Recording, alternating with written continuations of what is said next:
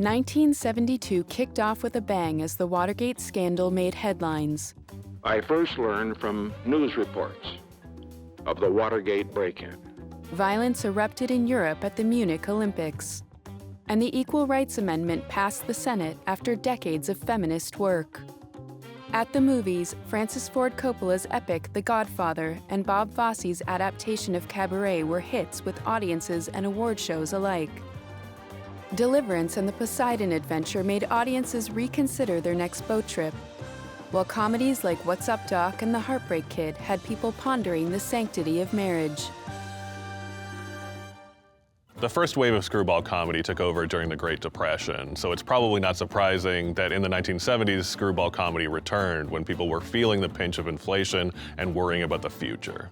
What's Up, Doc? Brings the screwball comedy into the modern era by giving us a ridiculous, nearly absurd comedy that starts at 60 miles an hour and doesn't stop. Peter Bogdanovich's What's Up, Doc? Is an absolute beast in terms of just mile-a-minute jokes. There's so much craziness going on in this film. It is just pure insanity, and it works to me on every single level. I mean, there's a crazy amount of talent in What's Up, Doc? In addition to Barbra Streisand and Ryan O'Neal, the director was Peter Bogdanovich. The writers were Buck Henry and Robert Benton, who would go on to have huge careers of their own. And then there's my favorite line in the whole movie, introducing Madeline Kahn. And what an introduction it is. She's just so funny and so uptight in that hilarious, uptight way. As the years go by, romance fades and something else takes its place. Do you know what that is? Senility. Trust. That's what I meant. I think we'd better talk about this at some other time. There is what I could only describe as 20 minutes of slapstick automobile action, right? Like, I've never seen bicycles and cars do physical comedy before, but they found a way. Come on! What? Get on! Oh! Ah! They did not have permission to do a lot of the shooting they were doing in San Francisco, so a lot of what you're seeing are stunts that have no permission whatsoever. So them going down the stairs in San Francisco, completely done without a permit. To this day, you can go and see the marks from the bottoms of the cars. I'm surprised whenever you see lists of, the all-time greatest car chase films, you see Bullet, you see Gone in 60 Seconds, you see films like that, but why you don't actually see What's Up, Doc? On those lists is shocking to me. You talk about screwball comedy and Bogdanovich, and he knows how far to take the joke and then finally give the payoff. I mean, it's just, how can you not be entertained? Mike Nichols and Elaine May were a very famous comedy team, and after they broke up, Mike Nichols, of course, hit pay dirt with The Graduate, this generation-defining movie. But Elaine May responded, it has been suggested, with The Heartbreak Kid, which is kind of the anti-Graduate. Elaine May's The Heartbreak Kid doesn't have, like, the slick, in-your-face, look-at-me style of her ex-partner Mike Nichols, The Graduate. What it has instead is a kind of bitter, satirical realism that just sinks into the audience. Charles Grodin giving one of the best comedic performances of all time. You have a little egg salad on your face.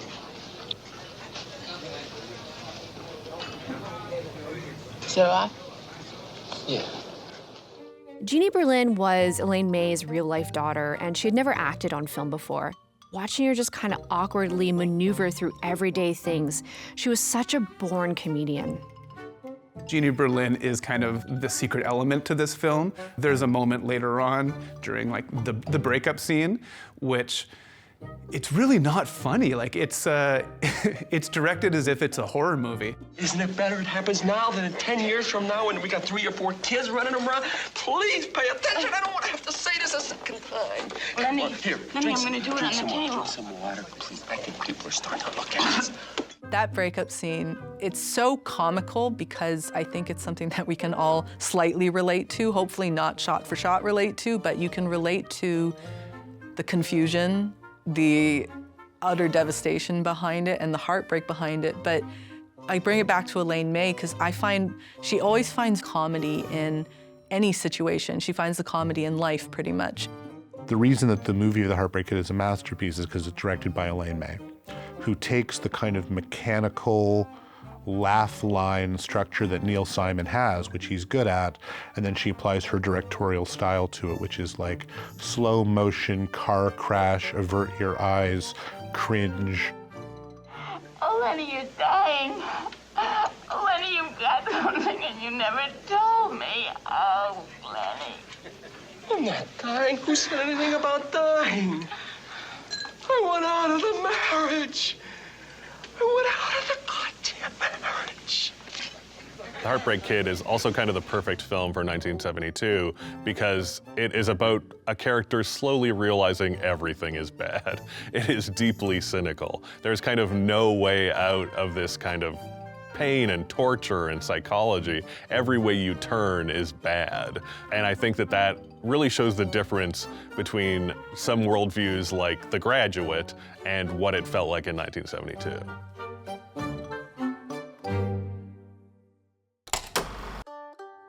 I think a lot of modern people don't appreciate just how successful The Godfather was as a film. Its box office actually made up 10% of the entire American box office for that year. And it's a movie that just dominated the cultural conversation. Francis Ford Coppola's The Godfather, a movie that nobody expected was going to be a hit, but it was Robert Evans' conviction that this was going to be a monster hit, and finding the right director. It was a lot of alchemy that, came together to make this film. There had never been a mafia film made by Sicilians. They were all made by Jews. That's the reason we hired Francis Coppola. We don't think of it a lot today, but groups like Italian Catholics aren't represented that much on film at this time. Showing a story that features a lot of Italian-looking actors, being Italian, speaking Italian, that actually is showing a culture that, the average person in the flyover states hadn't seen before. You start out with a little bit of oil, and you fry some garlic. Then you throw in some tomatoes, some tomato paste, you fry it, you make sure it doesn't stick. You got it to a boil, you shove in all your sausage and your meatballs. I don't think you can take for granted just how wondrous The Godfather was as a launching pad. This is Francis Ford Coppola as a director. This is Al Pacino, who had done films, but this is really what launched him. This is John Cazale's first film, in fact. And even like James Caan and Robert Duvall, who had had previous roles, would forever be known for this film. The list of actors who the studio sort of preferred to Marlon Brando is quite remarkable. If you believe some of the rumors, I think William Shatner was going to test for Don Corleone at one point. Coppola credits Marlon Brando with a lot of what made Don Corleone. He was obviously quite young for the role, but he came up with these ideas, including speaking hoarsely because he'd been shot in the neck. He decided to fill his mouth with cotton balls so he'd look more like a bulldog. All of these ideas really helped studio executives to like his casting and sign off on the film entirely. I want you to rest well, and a month from now, this Hollywood big shot's gonna give you what you want. It's too late. They start shooting in a week. I'm gonna make him an offer he can't refuse. I find it easy to take The Godfather for granted. I mean, it's such a famous movie, it's so iconic. The Godfather is one of those movies that has been parodied so much that you feel like you've seen it more times than you actually have. It's interesting to see how The Godfather created all these tropes that we assume is the norm. Like the image of mafia members in a tuxedo that has been, repeated on The Simpsons and so many other gangster stuff. That became a trope where you always assume the mafia's in tuxedos. Like, they were at a wedding, you guys. That's why they were in tuxedos. The mafia does not dress in tuxedos with roses in their lapels, but everyone thinks that because The Godfather cemented this image of mafia members in their wedding tuxedos. This is the magic alchemy of The Godfather. All these elements came together to make this movie that doesn't just feel like a great movie, it feels like one of the great American works of the 20th century. I think people often consider Godfather kind of the iconic film of 1972, but it's always important to point out that Cabaret actually won 8 Oscars compared to The Godfather's 3. All art is political, but I'm not sure a piece of art can get more political than Cabaret. I mean, we traditionally think of a Hollywood musical as being bouncy and happy and a love story, but this could not be more opposite. I mean, it dealt with the Holocaust, anti-Semitism, violence, and the songs just get darker and darker and darker as the movie goes along. The cinematography so beautifully mirrors the whole kind of warping and twisting of it all, so that everything that sort of appears to be beautiful in the beginning, that opening shot of Joel Grey through the nubbly, almost looks like cocktail ice in a glass, becomes this kind of incredibly warped and twisted funhouse mirror with the swastikas and the Nazis in it. And it's just such a startling way to use the musical. You can't talk about Cabaret without talking about Bob Fosse and how he just revolutionized the world of dance and performance. Bob Fosse is honestly the perfect person to direct this film, and here's why. He is a mean, vicious bastard, and this is a mean, vicious movie. And one of the things I love about Fosse and his choreography is that he creates something that's the opposite of what it should be. You look at some of the musical numbers here, for example, Mine Air. That is a sexy, languid, soft sort of thing. It's like liquid sex. He makes every single one of those movements sharp. Many of the actors who play characters in Cabaret talk about their Fosse injuries later because they have to like snap their necks constantly. The way that Liza moves is otherworldly when she's on stage, and you can never forget the way she dances on a slick black chair. I think with Cabaret, we see Liza Minnelli fully come into her own. It's been 3 years since her mother died, Judy Garland. She had acted on film before and in fact been nominated for Academy Awards. But with this role, she really matured, she really owned it, and she really defined what Liza would mean for half a century.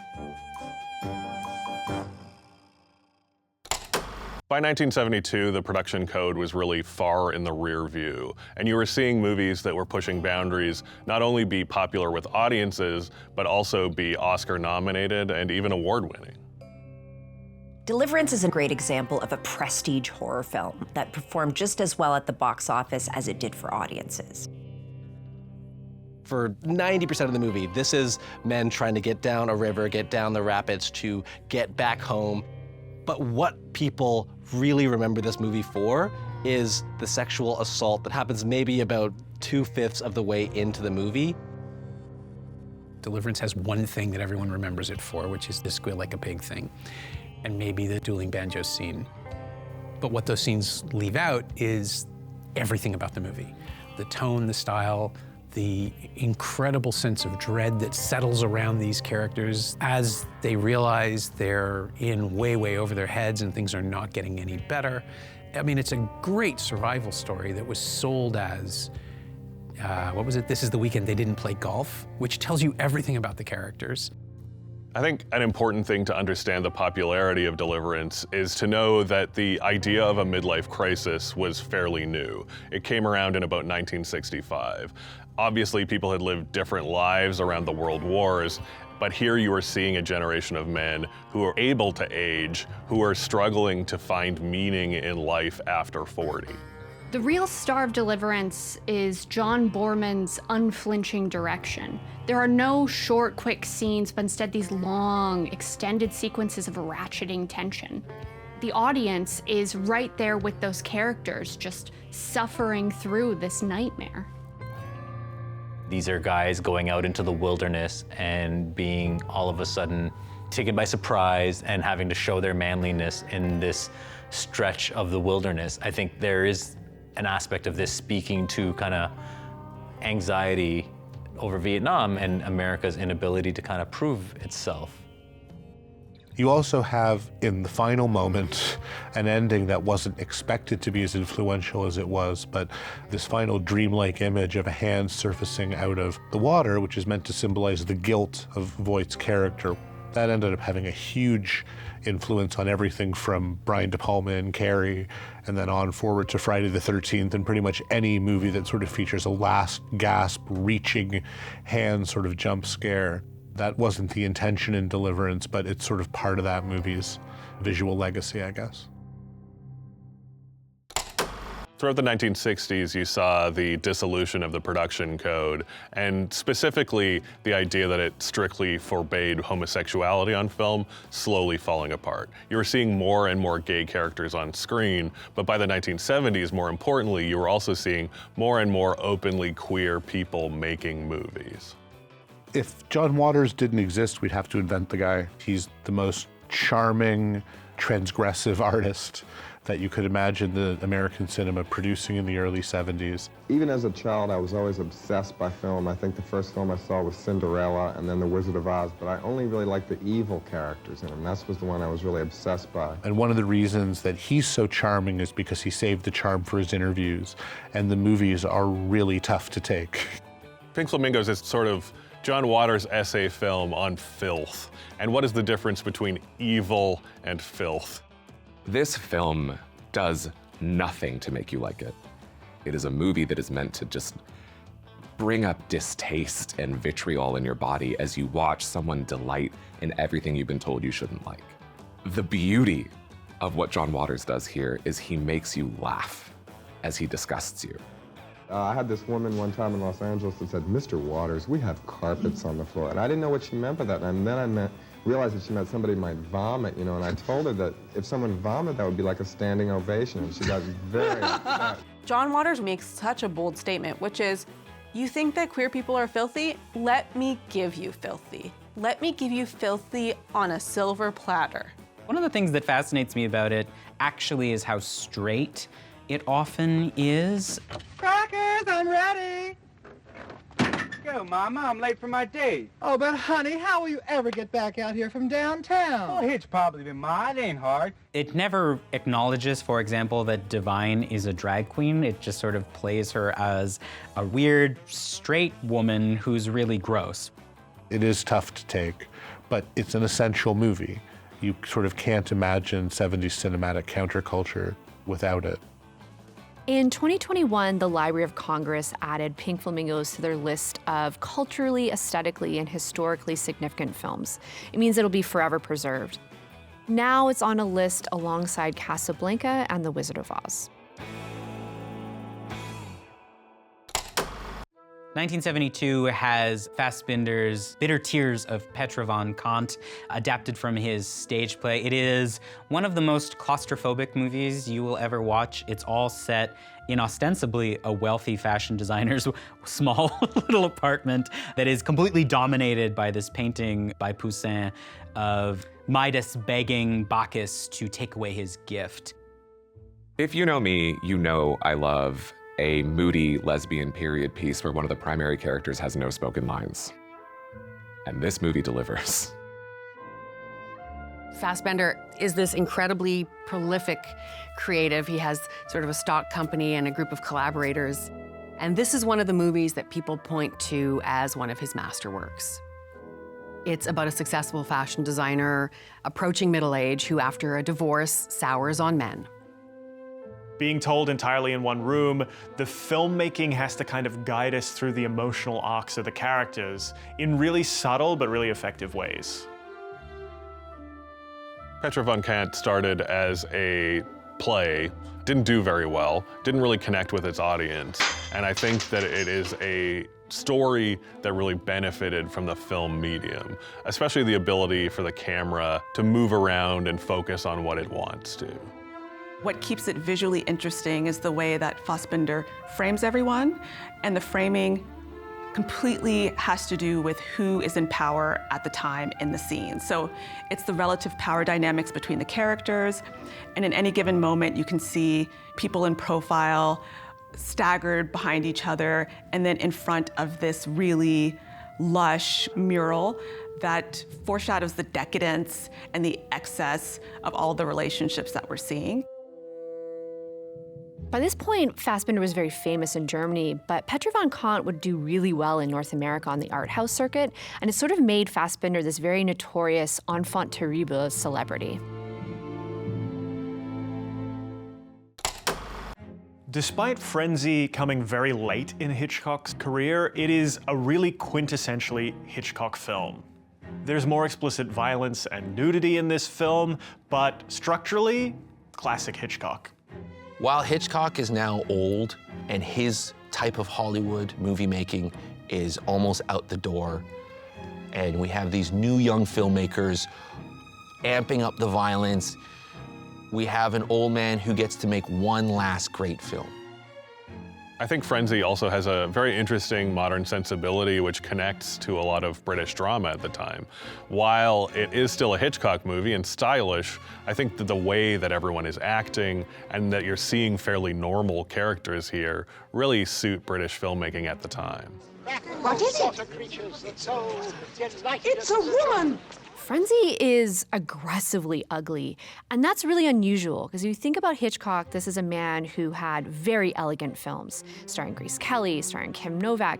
He made beautiful films, and yet in Frenzy you get a sense that everything is sort of sour and poisoned. The other thing about Frenzy is, for all its bleakness, it's not an unfunny film.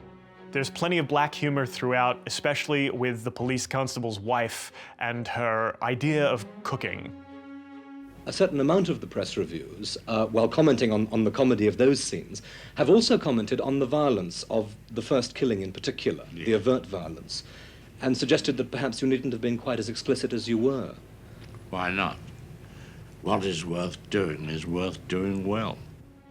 Hitchcock's films were always very suggestive, and after the fall of censorship, Frenzy was his opportunity to make what he described as a sex thriller. Frenzy is like a big movie from a filmmaker who knows that he's big. Frenzy is also a triptych of murders. The first is obviously incredibly graphic, but what I find so interesting is that the second murder is almost entirely oblique. You see the murderer going into the room with the victim, and then the camera sort of slowly moves down the hallway, down the stairs, out the front door, and into the street. He shows you absolutely nothing. And it's one of the most incredible, chilling moments where you know exactly what is going on in that apartment, and this horrible event is happening and nobody notices. And I think that's just a really chilling sequence, and truly one of Hitchcock's greatest moments.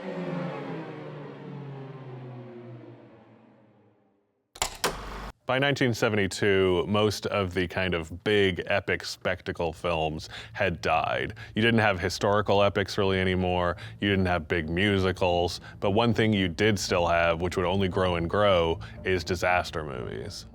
For anyone who wasn't alive in 1972, I don't think it's possible to overestimate what a big deal Irwin Allen and disaster films were. There was this kind of perfect conjunction of when that movie came out and what else was happening in America, which was malls, and specifically multi-screen cinemas in malls. And these kinds of disaster films, of which Poseidon was one of the first and probably the best, they were tailor-made for kids going to malls. Your mom would drop you off at the movies, they'd go shop, they'd come pick you up later, and there were always these huge casts of kind of slightly faded celebrities that you as a kid sort of knew from old movies you'd watched with your parents. And here they were kind of emoting and doing their thing and climbing through the ship from the bottom to the top. And you know, it was just a fantastic way to spend the afternoon.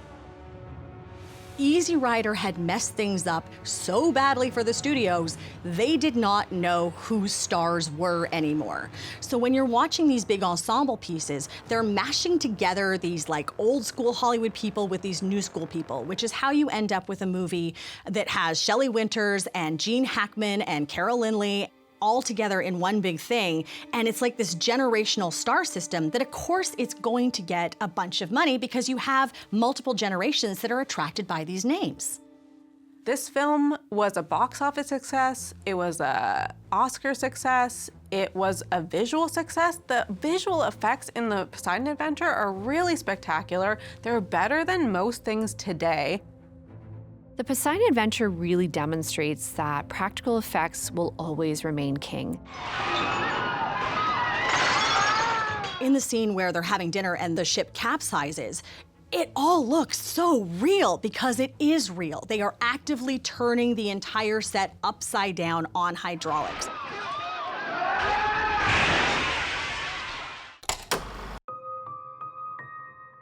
Solaris won the Grand Jury Prize at Cannes in 1972, and it was really a science fiction film that transcended science fiction.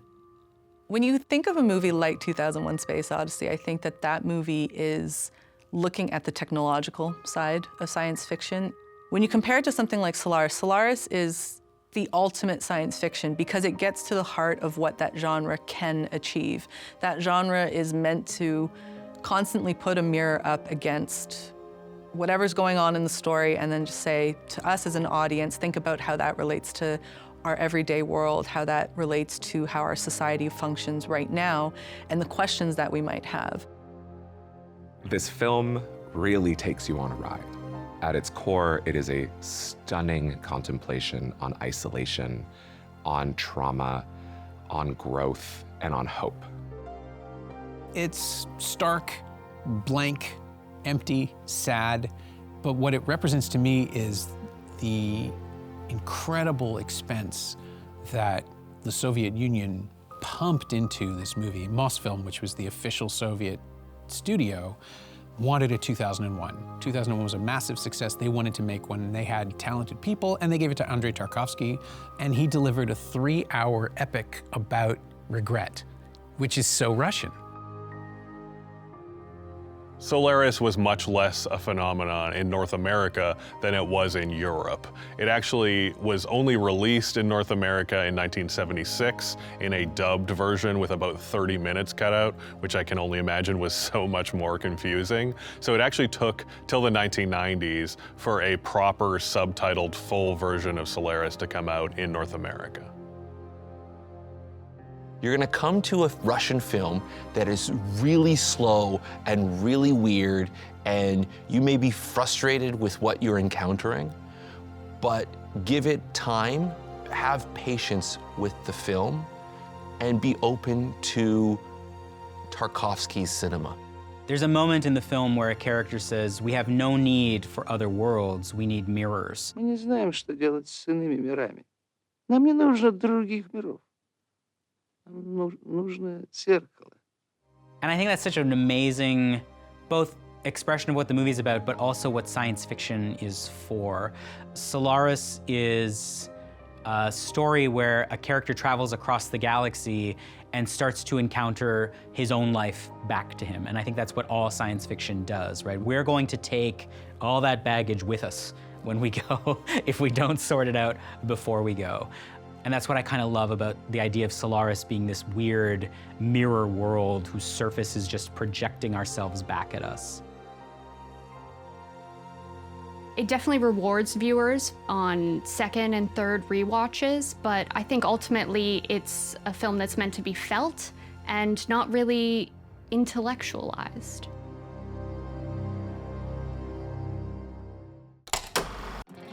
In 1972, audiences got a complete reinvention of the Western by changing the point of view, by changing who got to tell the story.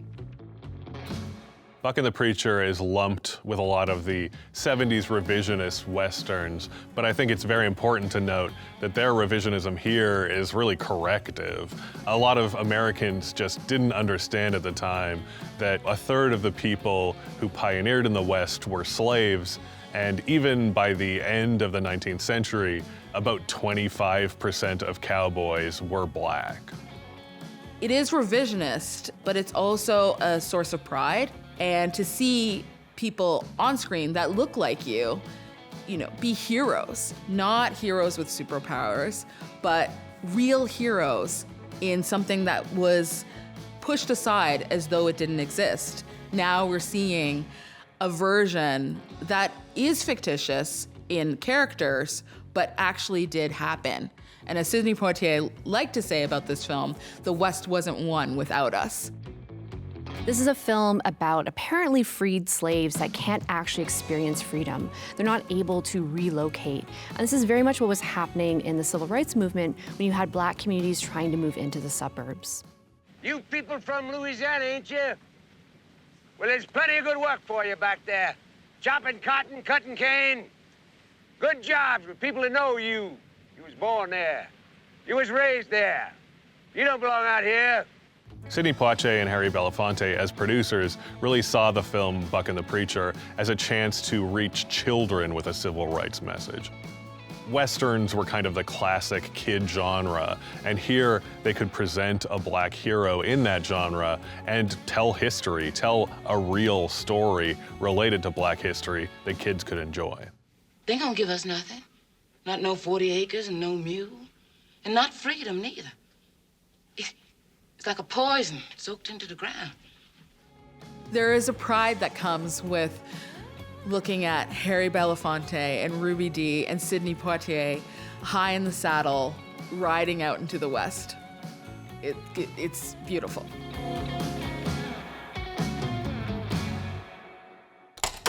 By the 1970s, there's sort of two genre movie developments that are worth mentioning that result in the creation of a movie like Blackula.